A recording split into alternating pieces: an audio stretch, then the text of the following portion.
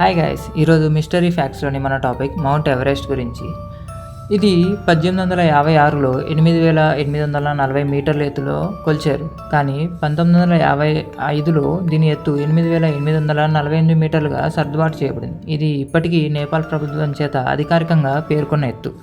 అయితే ఎవరెస్ట్ పర్వతం ఎత్తు 8844 మీటర్లుగా చైనీయులు ప్రకటించడంతో వ్యత్యాసం వచ్చింది. శాస్త్రవేత్తలు ప్రస్తుతం ప్రపంచంలోని అత్యంత ఎత్తైన పర్వతాన్ని తిరిగి కొలిచే ప్రక్రియలో చేపట్టారు. ప్రత్యేకించి 2015 భూకంపం తరువాత ఎత్తులో మార్పులు వచ్చి ఉండొచ్చని భావిస్తున్నారు. ఈ పని 2020 నాటికి పూర్తి కావాల్సింది, కానీ ఇంకా కాలేదు. Fact number 2. ఎవరెస్ట్ 60 మిలియన్ల సంవత్సరాల కంటే పాతది. ఇవి ఎలా ఏర్పడ్డాయంటే, భారతదేశం యొక్క కాంటినెంటల్ ప్లేట్ ఆసియాలో కూలిపోయినప్పుడు ఈ పర్వతం ఏర్పడింది. భారతదేశం యొక్క ప్లేట్ ఆసియా కిందకి నెట్టబడింది మరియు ప్రపంచంలోని ఎత్తైన పర్వత ఆవేశాన్ని సృష్టించి భారీ భూగాన్ని పైకి లేపింది. అలా మన మౌంట్ ఎవరెస్ట్ భూభాగం పైకి లేచింది. Fact number 3. ఈ ఎవరెస్ట్ శిఖరాన్ని అధిరోహించడానికి సుమారుగా అయ్యే ఖర్చు 25 లక్షల నుంచి 50 లక్షల వరకు అవుతుంది.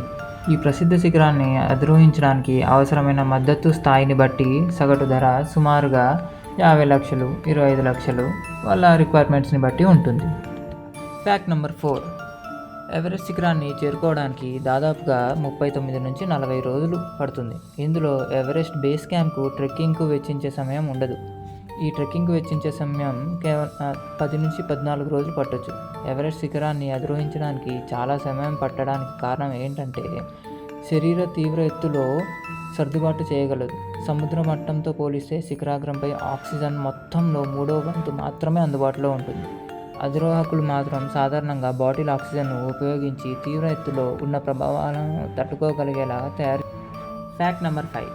లక్పా గేలు షేర్పా అనే ఈ వ్యక్తి 2003లో 10 గంటల 56 నిమిషాల రికార్డును సమయంలో బేస్ క్యాంప్ నుండి ఎవరెస్ట్ శిఖరానికి నేపాల్లోని పర్వతం యొక్క దక్షిణ భాగాన్ని అధిరోహించాడు. అంటే చాలా తక్కువ సమయంలో ఈయన బేస్ క్యాంప్ నుండి మౌంట్ ఎవరెస్ట్ని అధిరోహించాడు. ఆ రికార్డు ఇతనికి దక్కింది.